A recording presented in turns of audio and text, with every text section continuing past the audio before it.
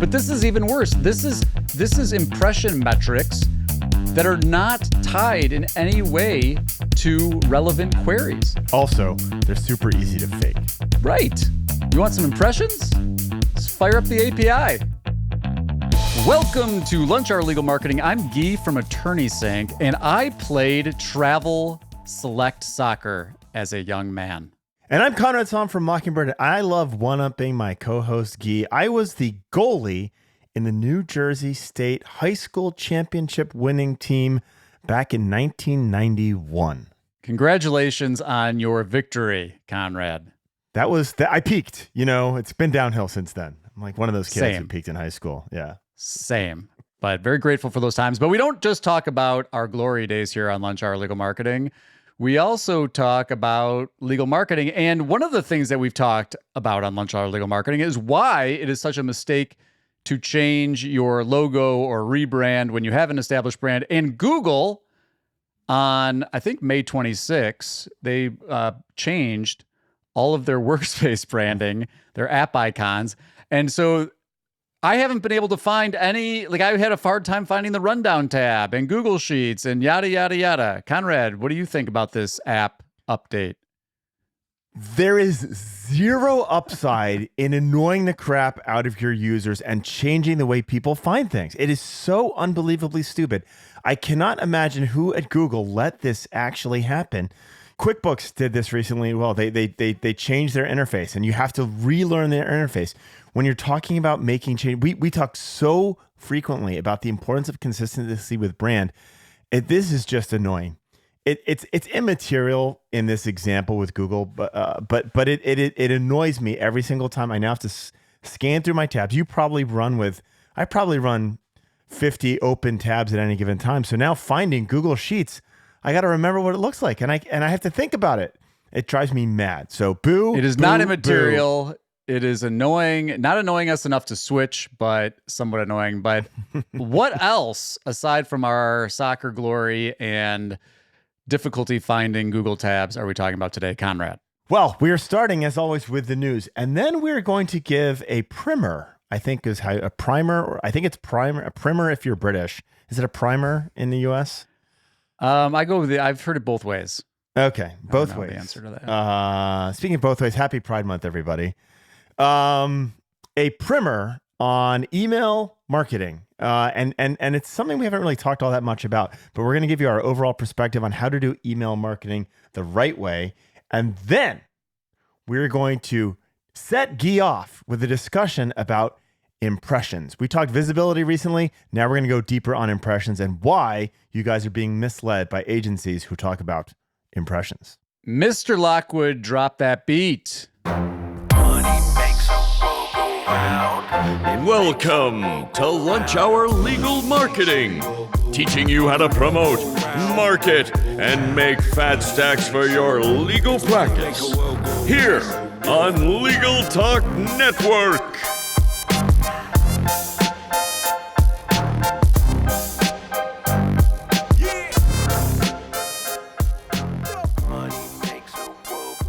Welcome to Lunch Hour Legal Marketing. As always, we start with the news.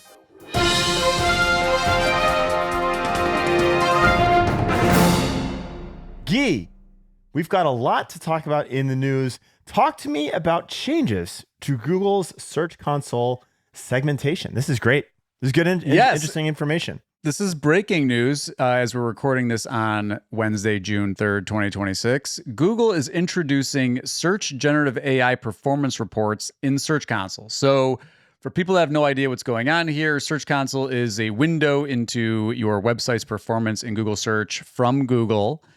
And historically, we have relied upon it to a certain degree for tracking things like impressions and clicks and average positions so that you can see, hey, is all this SEO stuff that I'm doing actually improving my visibility and clicks and positions in Google? And if you've got errors or issues, but they've never segmented by generative AI. So AIOs and AI mode, and people have been screaming for this since AIOs and AI mode have been introduced. Finally, Google releases it, and lo and behold, all they've released is impressions. No clicks, no average positions, no queries, just pages, countries, devices, dates, and impressions. So you can see on a URL by URL basis how many AI, quote unquote, AI impressions you're getting, but that's it. Hey, Gyi, I know this is the news and we're not supposed to go deep on this, and maybe we'll talk about this later, but does this make obsolete all of those AI tools that we referenced just recently, like SEMrush, that were using synthetic queries to track the efficacy, the presumed efficacy of your digital marketing? Hold that thought, Conrad, because we're going to dive deeper into that conversation We'll at the end of answer this that later. episode. Okay. Yes.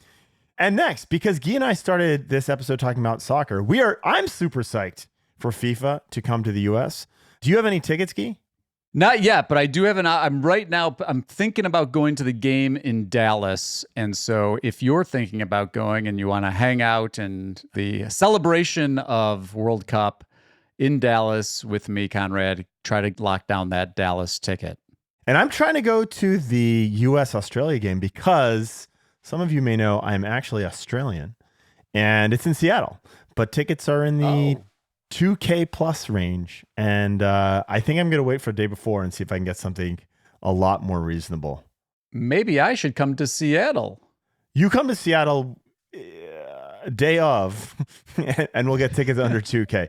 I love soccer. I love the US team. I like the Australian team, but I don't love it $2,000 worth, I guess. But if you would like to get deeper into FIFA with us, Gyi, we're going to announce an amazing free-ish. You're going to have to do the legals on this. If you are into soccer and you're into Lunch Hour Legal Marketing, we have a prize. Enter at lunchhourlegalmarketing.com. You'll find it on LinkedIn. You'll find it on Facebook. We're going to do a pool, a FIFA pool. And Gyi, can you tell our contestants what they win? Yes, this is, to be clear, this is a contest Enter lawyer. that requires no purchase by you to enter. All you have to do is go to lunchhourlegalmarketing.com and sign up for the contest, the FIFA World Cup contest. No entry money necessary, just to be clear. You have until June 10th at 11:59 p.m. Eastern Time to enter. And you will be eligible to win if you win the pool. If you win the FIFA contest pool, you'll be eligible to win up to $1,999 in prize money to be used solely for a ticket to Lunch Hour Legal Marketing Summit and towards travel and accommodations. So again, 11:59 p.m.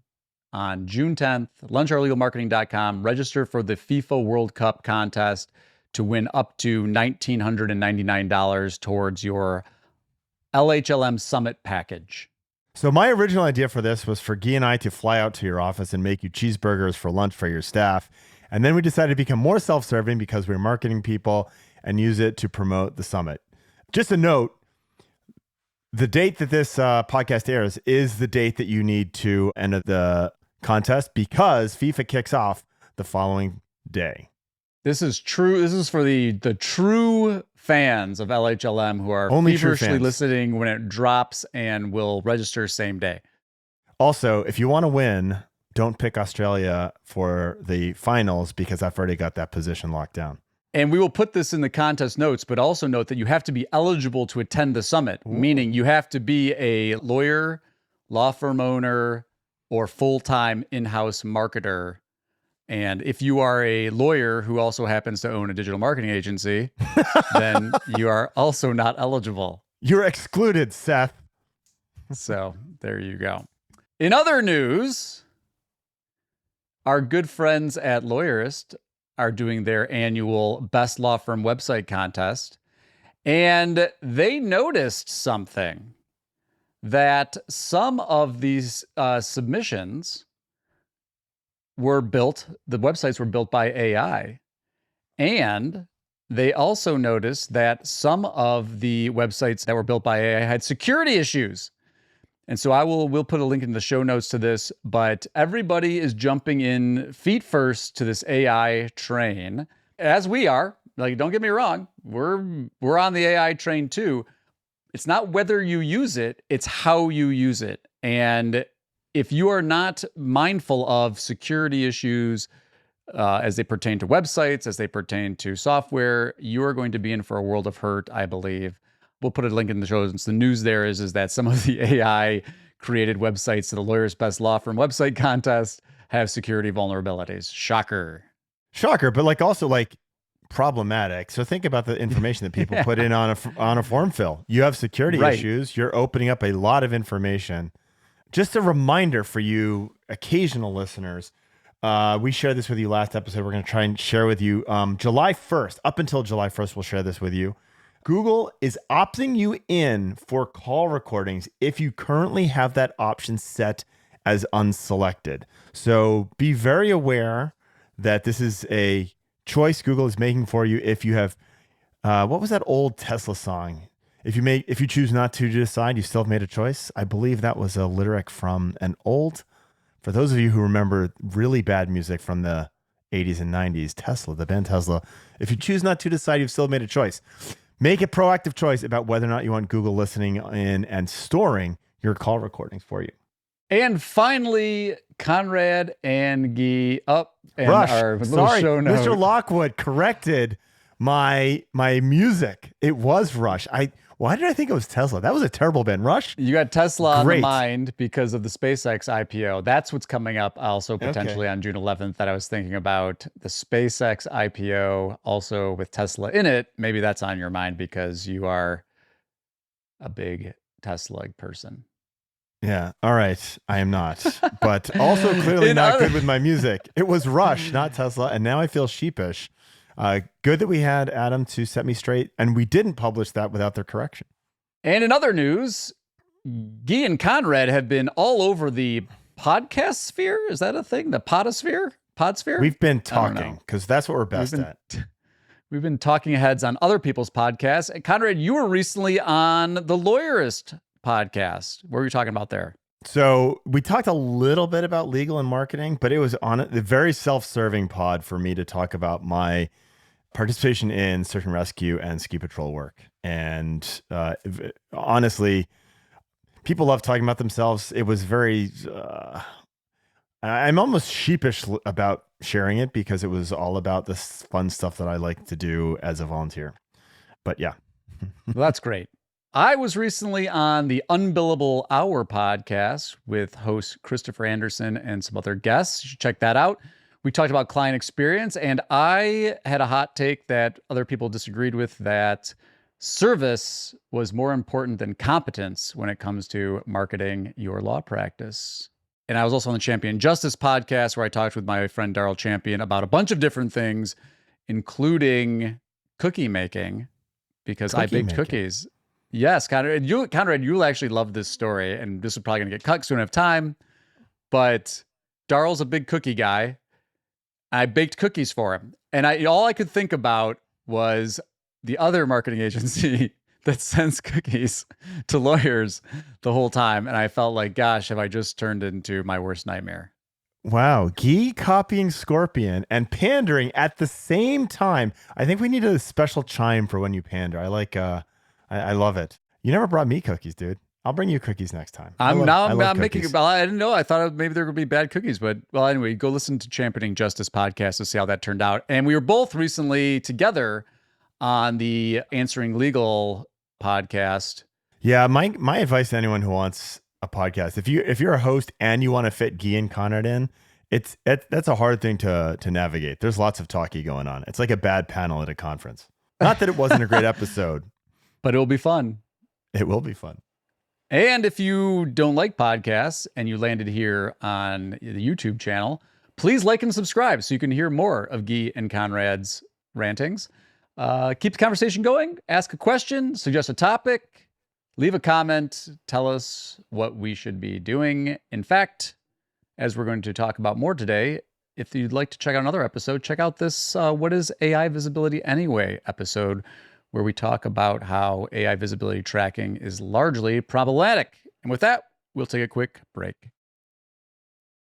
All right, everyone. We try and keep this pod extremely tactical. And recently we covered some foundational concepts of display advertising. I want to go over email marketing because I think email marketing is a great opportunity. It's typically low cost and it can be really, really effective. And so we're going to share some of the best practices for email marketing, starting with the quality of your email list. Gyi, do you have any advice or suggestions of how to do a great job of building out a strong email list? And what do we mean by an email list? So an email list is, in my view of it, I think there's might be some nuance to this, but in my view, it's a list of people who have opted in to receive messaging from you. Now, inherent in that definition, I would recommend that you don't buy lists. And I would recommend that you follow the other compliance rules around email marketing in general. You know, maybe we can put a link to the canned spam guidelines from the FTC. But here's the thing for me on lists. And in fact, I presented on email at CleoCon, email marketing at CleoCon last year. So Perfect. maybe we can put a link to that conversation. But we all get email. We all get I'm subscribed to a bunch of different email lists, and the emails that I continually stick to tend to follow the pattern of they're delivering on the promise for why I signed up for the list in the first place. And I see so many times that either the reason that someone subscribed ends up not matching the regular email content, or it's just super boring.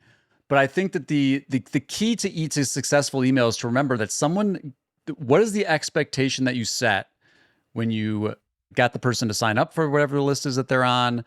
And then are you regularly delivering on that expectation? That's my short version of lists. Yeah, and the lists become really, really important because they have a lot to do with deliverability. And deliverability is essentially, we're going to get into the nuts and bolts of this. Deliverability here is whether or not your email actually shows up and where does it show up in someone's inbox. And so email spam is prevalent. We saw tons of it from vendors at the Pilma show, grossly violating canned spam, guessing at names and sending out email unsolicited, unopted in. Because I will tell you this, Pilma did not provide email addresses to the vendors. So the vendors who were reaching out via email were probably in violation of canned spam. But the list quality, whether or not your email actually shows up in someone's inbox, is related to this concept of deliverability. And deliverability is calculated by people who allow you to actually get that email into someone's inbox. So for example, Google monitors to make sure whether or not your inbox is just flooded with spam because they want you to use their platform. And so deliverability is often calculated by a variety of things. Number one, the quality of your list. If you send a bunch of email en masse and a lot of those emails are bounced, right, or don't exist, that's an indicator that the overall list is actually low quality. And so that will impact whether or not Google lets your emails through. Another one is the prevalence of unsubscribe. So if people click through to unsubscribe, right, that is another indicator that people don't want to receive stuff from you. So getting a lot of unsubscribes can have an impact on your deliverability in the future. Okay. Open rates, right? How people actually interact with your email. If they find that 99.9% of the people don't even open your email, it's going to have an impact on your deliverability in the future. And so you end up building up a score for your domain as to whether or not Google or any ESP, email service provider, will actually deliver those emails. And so you buy an old list, a bunch of old emails that no one cares about you, no one's heard of you. Most of them, 20% of them are abandoned emails. You are going to have an ongoing impact on the deliverability from your email address. And that goes for large newsletter broadcasts as well as individual emails, right? So that can become really problematic. Yeah, and just to kind of dovetail, the way I kind of break this down in my mind is there are the engagement metrics that Conrad mentioned, open rates, things like that, which leads to or factored into the sender reputation. So it's basically a score that you're getting based on those factors. There's also some technical things in terms of like email authentication and stuff like that. And then your overall domain reputation as well, which can depend on historical patterns from your domain, your email sending domain. Can also depend upon the platform that you're using to actually send. So all that kind of stuff goes into the sender and domain reputation and can impact deliverability. But I think for most people, if you're not really being egregious, you're choosing a legitimate email platform and you don't have your domain does not have a history of pattern of reviews. It's really about focusing on the metrics that Conrad talked about, which are those engagement metrics, open rates, click-throughs, unsubscribes, stuff like that. And spam, of course, abuse reports, right? So I'm going to go into the business objectives of email, and I think they are two very different business objectives. One is what I will call a conversion assist, and this might be for a longer purchase cycle firm, like I will use estate planning, right? So you take a long time to figure out your estate planning goals and make a decision about actually moving forward on something like that. You don't need to make a decision today about the car accident that you were in yesterday. Email can be really helpful in a conversion assist. So a series of emails, hey, you just reached out to us last week, a series of emails that will actually get someone to eventually hire you because they have a longer purchase cycle. I think that's super, super valuable. And it's one of those things that you can set up once and it's kind of a set and forget. People come into your system, they end up in your CRM, and you're going to drip them out a series of emails over a 4 or 5 period sequence. You can also do this with like, welcome to the firm, right? So this is what it's like to work with us. This is why we started the firm, that type of thing. So there's a definite conversion value on this. But I'm also going to say, and Gyi, I'm curious on your perspective on this. I also think there's value in email as a pure impression. Totally. Okay. All right. Well, I thought you were going to crap on it. Okay. No, I'm going to why? give you. Yeah, I'm going to give you two examples. Okay. Of lawyer emails that I subscribed. I subscribed to a lot of them. Okay. But I'm going to give you two that I think do really well. So, well, hold on. Before you do that, why can you explain what I mean by the value is the impression and why you think that's actually a good thing? So I'm going to interpret what you're saying is even if someone doesn't open your email, they see your name pop up in their inbox. And as we know from the mere exposure effect from psychology, mere exposure leads to more trustworthiness. And it goes to the things that we talk about in the near media research, that people choose lawyers that they recognize. And being in the email, even if they don't read your email, is part of that recognition. And it's a more sacred place to be recognized than just around the web, right? Like your social media feed, you've got feed blindness. An email is a captive audience, like you're in their inbox. And now it's interesting though, because thinking about it as an impression could actually be detrimental to deliverability, right? Because you're showing up in people's inboxes, not getting open. But I think the point here is that there's value in showing up in the inbox as an impression. Serendipitously, we're going to be talking more about impressions in the next segment. So good okay, tie-in I there, love Conrad. That's exactly what I meant, and I'm glad that we're on the same page. You were about to give two examples, one of which is my classic example. Go ahead. So Chris Early from the Early Law Group, you should go to his website right now and subscribe to the email because there's so much to learn from it. I'm not going to go deep on all of the different things that he does well, but he uses it as a tool for networking. He uses it as a conversion tool. He uses it to grow the list and to engage across platforms. There's a lot of different parts of his email that he does. And it's also, it's an interesting email. So it's got all those good qualities I just said, and it's also something that keeps readers engaged. Now, I'll tell you, I subscribe to a bunch of Chris's emails, and to your point, there are many that I don't open. My inbox has a ton of Chris Early in there, and I see Chris Early, and it's funny because sometimes even just the subject will trigger me to respond to the email just to nudge Chris and say, whatever it is, the context of the email. And so it's a great networking tool that has nothing to do with conversion. I'm not in buying mode. I'm not in lead nurture mode. I'm not in what are the latest legislative updates about the firm kind of stuff. But it's good works he's doing in the community. It's charity stuff. He works in testimonials. He works in stuff that he's reading. He works in events that he's going to. It's a place that if I want to know what Chris is up to, I can just pop open my inbox and see what's going on.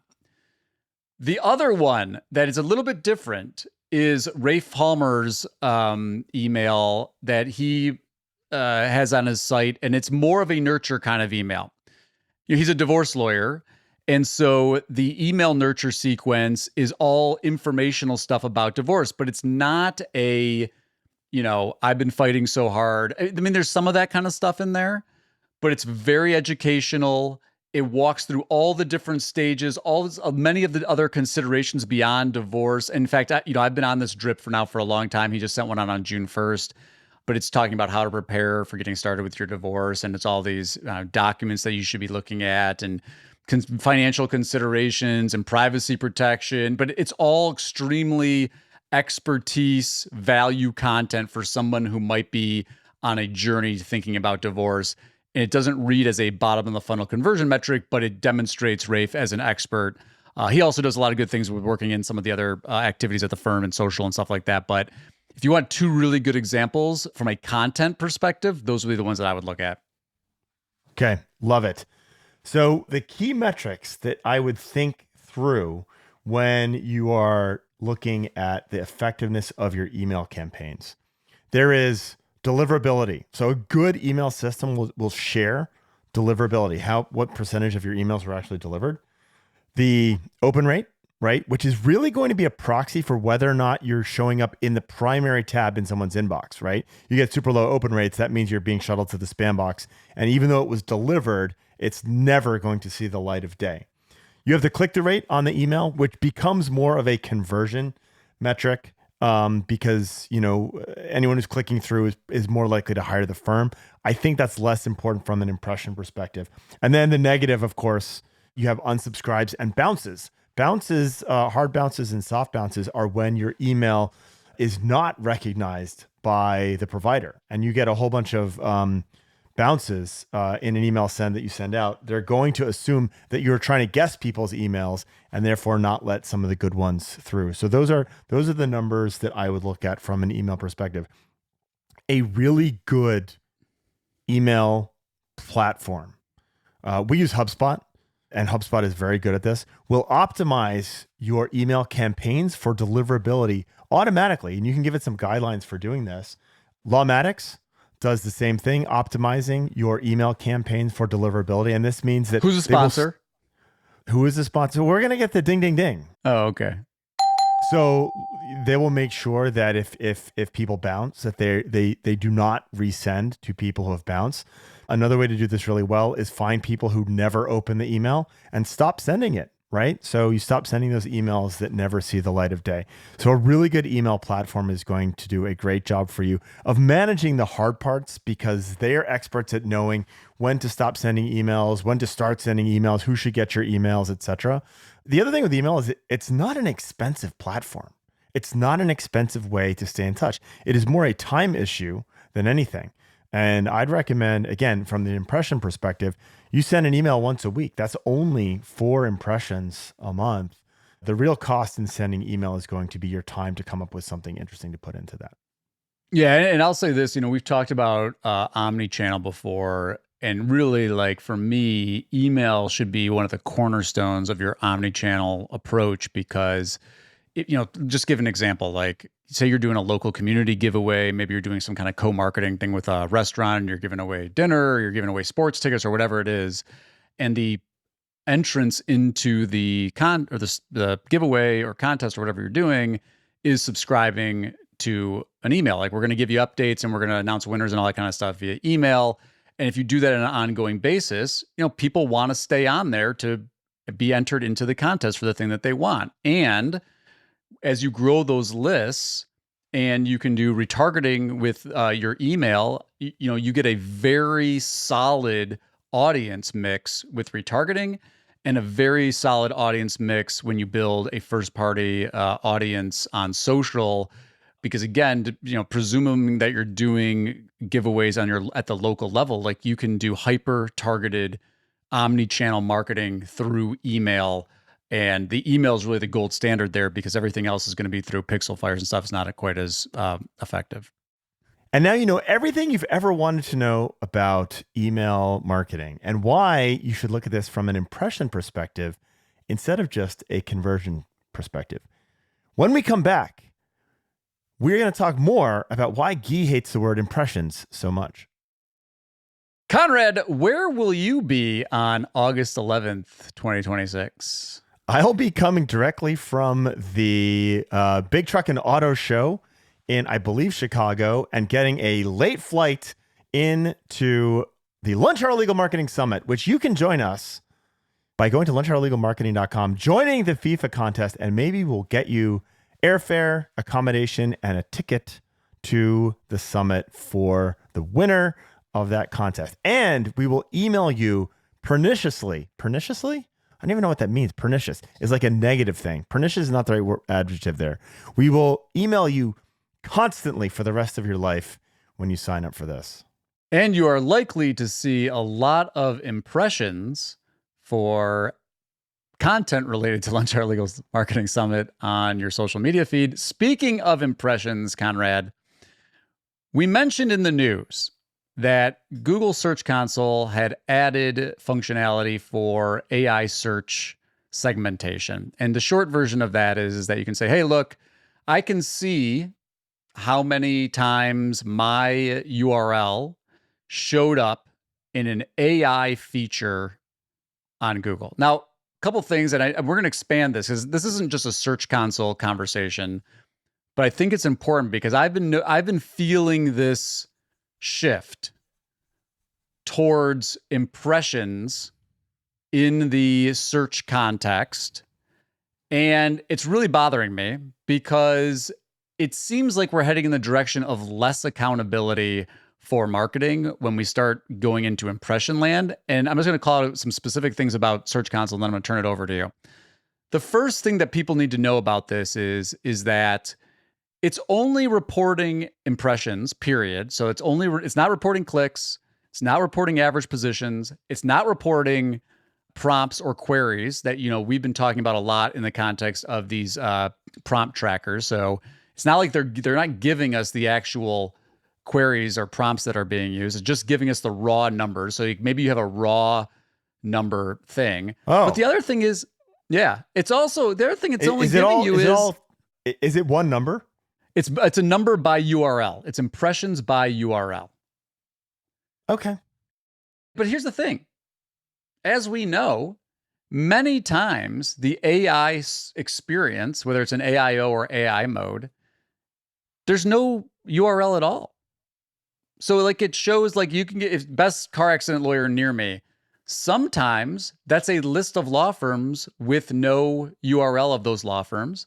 Sometimes it's a list of law firms and the citation is a directory listing. And so that's not a URL that's going to show up as an impression in Search Console for you. It's only counting when your URL on your website shows up in an AI feature on Google. On Gemini. Oh, no, right? No, it's Google. It's AIOs Okay. as well as so Gemini is just the name of the model, but Gemini is powering AIOs and Gemini is powering AI mode. The best I can understand. Sorry. Maybe you could say it's also No. The reason I grounded in specified search Gemini is it is one of the LLMs. It's one of the options. Yeah, it's only Google. Yes, it's only Google. So I want to be clear for that. Yeah. Technically, just so we're on the same page here, my understanding is it's AI surfaces on Google. So it's AIOs and AI mode results. Yep. Okay. So let me make this a little bit positive. We've been very critical very recently. I think you can go back 2 episodes to listen to me and Gyi kind of crap on this about people reporting, and by people I mean agencies, reporting to their clients about visibility. We had a rant about this visibility thing. And one of the many things I hate about reporting on visibility is visibility. And we saw this at Pilma, multiple agencies talking about the visibility of their clients. That visibility was essentially impressions. We called that out. Visibility means impressions But it was done by synthetic queries on third-party tools. And by synthetic queries, I mean AI was making up queries to try and guess what people are actually using. So there was no sense of volume and there was no sense of actual queries, right? This is actually human behavior. So it's a massive step forward. Well, hold on. I know where you're going, but like it's a massive step forward from 100% bullshit queries. Correct? That's true. So my point is, if you have been relying on an agency to tell you that you're doing a good job in AI because of a visibility up till now, when Google started sharing this, you have been basically faked out. It's completely computer generated garbage. Now we at least have Google showing some, and I would suggest probably mostly actual human queries. I'd be careful with that mostly there, my friend. Okay. Because... Yeah, go ahead. So Conrad's right. This is better than purely synthetic. This is better than garbage.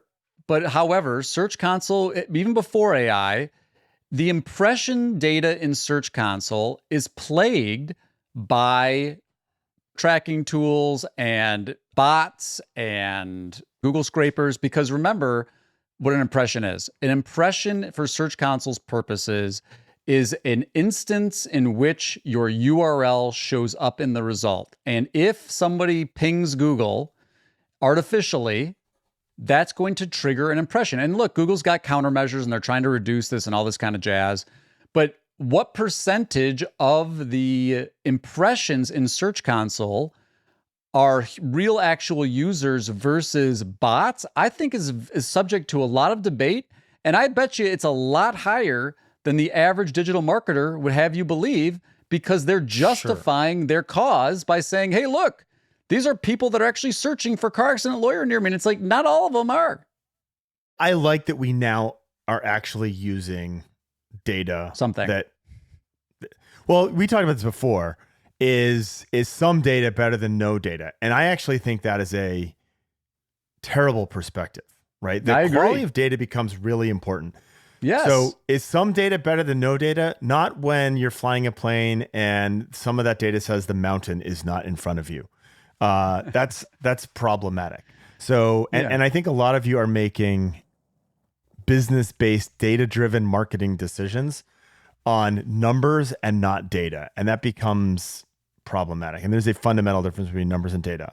I think the good news here is this, at least. So number one, Google, come on, release the other aspects, release clicks, release and why are they not going to do that? Privacy is what they'll say. They will say privacy. And the real reason is because the more data that smart people have, the better we can do from a marketing perspective. And the better we can do from a marketing perspective, the less you guys rely on advertising to generate business. That's the problem. Trying to be constructive and like how, if you're listening to this, how can you use this data?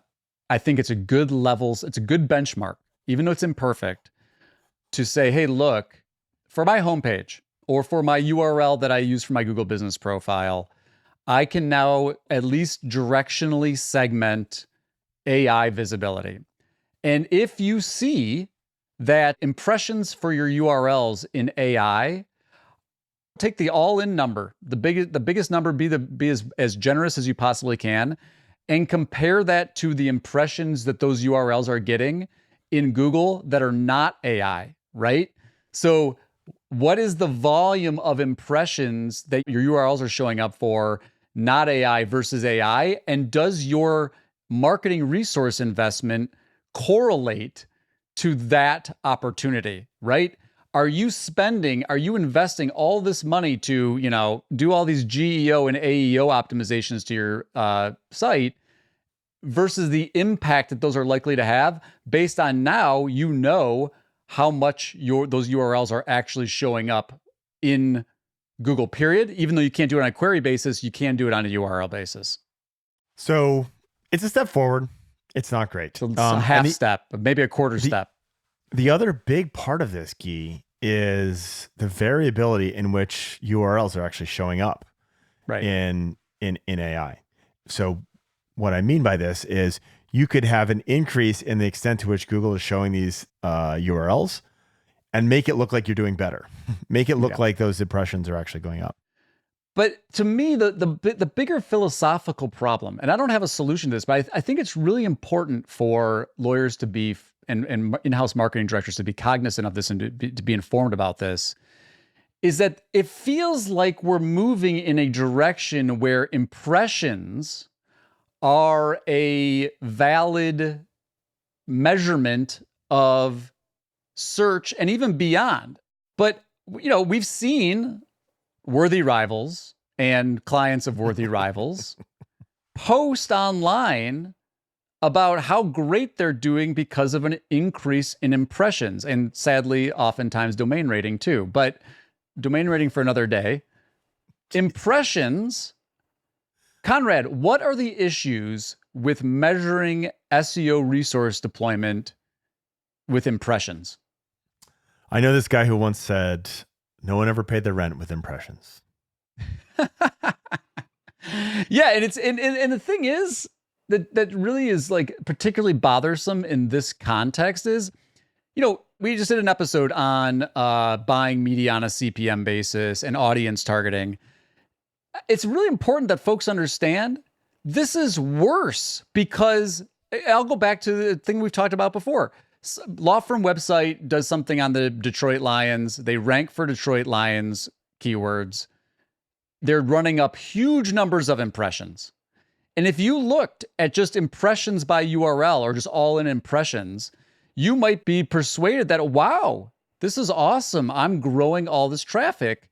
Ironically, I actually tried to make some kind of defense of it back in this conversation and say, well, maybe you could retarget. You're going to be retargeting on Detroit Lions fans because people that are seeing this are searching something for Detroit Lions. And if they clicked through the site, you could retarget on Detroit Lions.